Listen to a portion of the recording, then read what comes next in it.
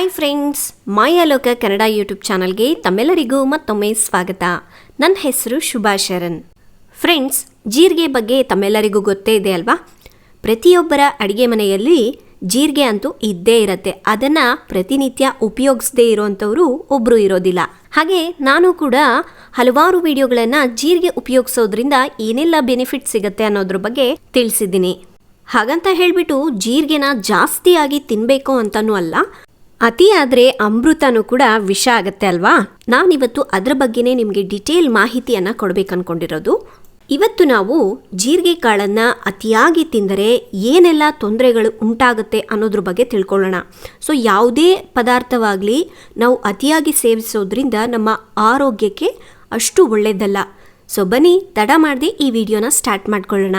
ಅದಕ್ಕಿಂತ ಮೊದಲನೇದಾಗಿ ನೀವು ಕೂಡ ಈ ರೀತಿಯಾದಂಥ ಹೆಲ್ತ್ ಟಿಪ್ಗಳಿಗೋಸ್ಕರ ವೆಯ್ಟ್ ಮಾಡ್ತಾ ಇದ್ರಾ? ಪ್ಲೀಸ್ ಒಂದು ಲೈಕ್ನ ಕೊಡಿ. ನೀವು ಇದುವರೆಗೂ ನಮ್ಮ ಚಾನಲ್ನ ಸಬ್ಸ್ಕ್ರೈಬ್ ಮಾಡಿಲ್ಲ, ಇದೇ ಮೊದಲು ಸಲ ನಮ್ಮ ಚಾನಲ್ನ ನೋಡ್ತಾ ಇದ್ದರೆ ಪ್ಲೀಸ್ ಕೆಳಗೆ ಕಾಣುವ ರೆಡ್ ಕಲರ್ ಸಬ್ಸ್ಕ್ರೈಬ್ ಬಟನನ್ನು ಕ್ಲಿಕ್ ಮಾಡಿ. ಆನಂತರ ಪಕ್ಕದಲ್ಲಿ ಕಾಣುವಂಥ ಬೆಲ್ ಐಕಾನನ್ನು ಕೂಡ ಕ್ಲಿಕ್ ಮಾಡಿ. ಫ್ರೆಂಡ್ಸ್, ನೀವು ಒಂದು ಲೈಕ್ ಕೊಡೋದ್ರಿಂದ ನಾವು ಇನ್ನೂ ಇದೇ ರೀತಿ ಒಳ್ಳೆ ಹೆಲ್ತ್ ಟಿಪ್ಗಳು ಮಾಡಲಿಕ್ಕೆ ಪ್ರೋತ್ಸಾಹ ನೀಡಿದವರಾಗ್ತೀರಾ. ಜೀರಿಗೆ ಕಾಳುಗಳ ಒಳ್ಳೆಯ ಪ್ರಭಾವದ ಒಂದು ಮುಖ ಮಾತ್ರ ನಿಮಗೆ ಇದುವರೆಗೂ ಗೊತ್ತು. ಆದರೆ ಅತಿಯಾಗಿ ಸೇವನೆ ಮಾಡಲು ಹೋದರೆ ಜೀರಿಗೆ ಕಾಳುಗಳಿಗೆ ನಿಮ್ಮ ಆರೋಗ್ಯವನ್ನು ಹದಗೆಟ್ಟುವಂತಹ ಇನ್ನೊಂದು ಮುಖವೂ ಕೂಡ ಇದೆ. ಮನುಷ್ಯನಿಗೆ ಅಜೀರ್ಣತೆ ಎನ್ನುವುದು ಆರೋಗ್ಯದ ವಿಚಾರದಲ್ಲಿ ಒಂದು ದೊಡ್ಡ ಶತ್ರು. ಆರೋಗ್ಯವಾಗಿ ಇರಬೇಕಾದ ಮನುಷ್ಯ ತನ್ನ ಜೀವನ ಶೈಲಿಯಲ್ಲಿ ಪ್ರಭಾವದಿಂದ ಯಾವುದೇ ಸಂದರ್ಭದಲ್ಲಿ ಅಜೀರ್ಣತೆಯನ್ನು ತನ್ನದಾಗಿಸಿಕೊಳ್ಳಬಹುದು. ಇಂತಹ ಸಂದರ್ಭದಲ್ಲಿ ವಾಕರಿಕೆ, ವಾಂತಿ, ಎದೆಯುರಿ, ಗ್ಯಾಸ್ಟ್ರಿಕ್, ಹೊಟ್ಟೆ ಉಬ್ಬರ ಎಲ್ಲವೂ ಸಹಜ. ವೈದ್ಯರು ನೀಡಿದ ಗ್ಯಾಸ್ಟ್ರಿಕ್ ಔಷಧಿಯನ್ನು ಅಥವಾ ಮಾತ್ರೆಗಳನ್ನು ಎಲ್ಲ ಸಮಯದಲ್ಲೂ ತೆಗೆದುಕೊಳ್ಳಲು ಸಾಧ್ಯವಿಲ್ಲ. ಹಾಗೆಂದು ಗ್ಯಾಸ್ಟ್ರಿಕ್ ಎದುರಾದಾಗ ಸುಮ್ಮನೆ ಇರಲು ಕೂಡ ಸಾಧ್ಯವಿಲ್ಲ ಅಲ್ವಾ?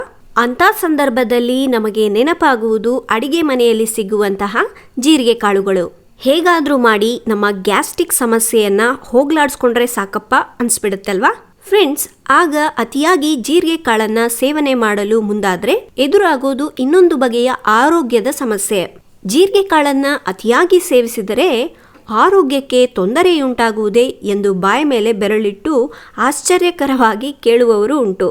ಹಾಗೆ ಫ್ರೆಂಡ್ಸ್, ಜೀರಿಗೆ ಕಾಳನ್ನು ಗ್ಯಾಸ್ಟ್ರಿಕ್ ಸಮಸ್ಯೆ ಇರುವವರು ಹೆಚ್ಚಾಗಿ ಸೇವನೆ ಮಾಡಲು ಬಯಸುತ್ತಾರೆ.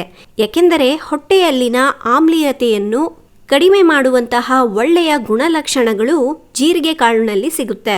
ಆದರೆ ಗ್ಯಾಸ್ಟ್ರಿಕ್ ಸಮಸ್ಯೆಯನ್ನು ಮುಂದಿಟ್ಟುಕೊಂಡು ನೀರಿಗೆ ಕಾಳನ್ನು ಅತಿಯಾಗಿ ಸೇವನೆ ಮಾಡಲು ಹೋದರೆ ಇದರ ಹಿಂದೆಯೂ ಎದೆಯುರಿ ಸಮಸ್ಯೆ ಕೂಡ ಉಂಟಾಗಬಹುದು. ಹಾಗೆ ಇದರಿಂದ ಅಜೀರ್ಣದ ಸಮಸ್ಯೆ ಹೆಚ್ಚಾಗಲಿದೆ ಎನ್ನುವುದರಲ್ಲಿ ಯಾವುದೇ ಅನುಮಾನವಿಲ್ಲ. ಜೀರಿಗೆ ಕಾಳುಗಳು ನಿಮ್ಮ ಹೊಟ್ಟೆಯ ಭಾಗದಲ್ಲಿ ಅಂದರೆ ಜಠರ ನಾಳದ ಭಾಗದಲ್ಲಿ ಎದೆಯುರಿ ಉಂಟು ಮಾಡಲಿದೆ. ಫ್ರೆಂಡ್ಸ್, ಜೀರಿಗೆ ಕಾಳುಗಳಲ್ಲಿ ಕಂಡುಬರುವ ಸಣ್ಣ ಪ್ರಮಾಣದ ಎಣ್ಣೆಯ ಅಂಶ ವೊಲಾಟೈಲ್ ಗುಣ ಸ್ವಭಾವಗಳನ್ನು ಹೊಂದಿದ್ದು ಇದು ನಿಮ್ಮ ದೇಹದ ಲಿವರ್ ಅಥವಾ ಕಿಡ್ನಿ ಭಾಗಕ್ಕೆ ಹೆಚ್ಚು ಅಪಾಯಕಾರಿ ಪರಿಣಾಮವನ್ನು ಉಂಟು ಮಾಡುತ್ತದೆ. ಹಾಗಾಗಿ ಆಯುರ್ವೇದ ತಜ್ಞರ ನಿರ್ದೇಶನದಂತೆ ಜೀರಿಗೆ ಕಾಳುಗಳನ್ನು ಅತಿಯಾಗಿ ಸೇವನೆ ಮಾಡಲು ಹೋಗಬಾರದು. ಯಾವುದೇ ಆಹಾರವನ್ನು ಹಿತಮಿತವಾಗಿ ಸೇವನೆ ಮಾಡಿದಂತೆ ಜೀರಿಗೆ ಕಾಳುಗಳ ವಿಚಾರದಲ್ಲಿಯೂ ಇದೇ ಪ್ರಕಾರ ಪಾಲಿಸಬೇಕು. ಸಾಧಾರಣವಾಗಿ ನಾವು ಜೀರಿಗೆ ಕಾಳುಗಳನ್ನು ತಿಂದರೆ ನಮ್ಮ ಹೊಟ್ಟೆಯಲ್ಲಿ ಆಮ್ಲ ಉತ್ಪತ್ತಿ ಆಗುವುದರ ಜೊತೆಗೆ ಹೊಟ್ಟೆಯಲ್ಲಿ ಹೆಚ್ಚು ಗ್ಯಾಸ್ ತುಂಬಿಕೊಂಡು ವಿಪರೀತ ತೊಂದರೆ ಕಾರಣವಾಗುವುದು ತಪ್ಪುತ್ತದೆ ಎಂದು ಇವುಗಳ ಸೇವನೆ ಮಾಡುತ್ತೇವೆ.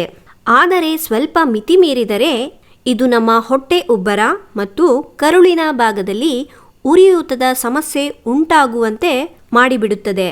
ಹಾಗಾಗಿ ಆಗಾಗ ನಮಗೆ ತೇಗುಗಳು ಹೆಚ್ಚಾಗಿ ಬರಲಿವೆ. ಈ ಸಮಯದಲ್ಲಿ ಬಾಯಲ್ಲಿ ದುರ್ವಾಸನೆಯೂ ಸಹ ಕಂಡುಬರಬಹುದು.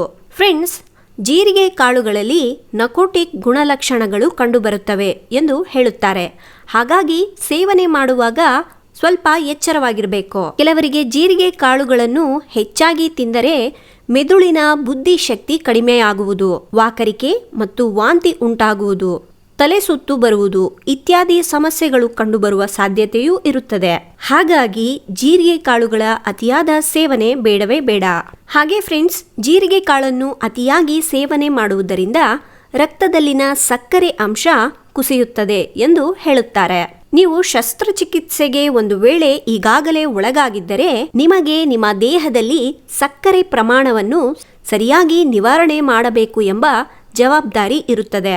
ಹಾಗೆ ನಿಮ್ಮ ವೈದ್ಯರು ನಿಮಗೆ ಶಸ್ತ್ರಚಿಕಿತ್ಸೆಯ ಮೊದಲು 2 ವಾರ ಮತ್ತು ನಂತರ 2 ವಾರ ಸಂಪೂರ್ಣವಾಗಿ ಜೀರಿಗೆ ಕಾಳುಗಳನ್ನು ಸೇವನೆ ಮಾಡುವುದನ್ನು ನಿಲ್ಲಿಸಬೇಕು ಎಂದು ಹೇಳಬಹುದು.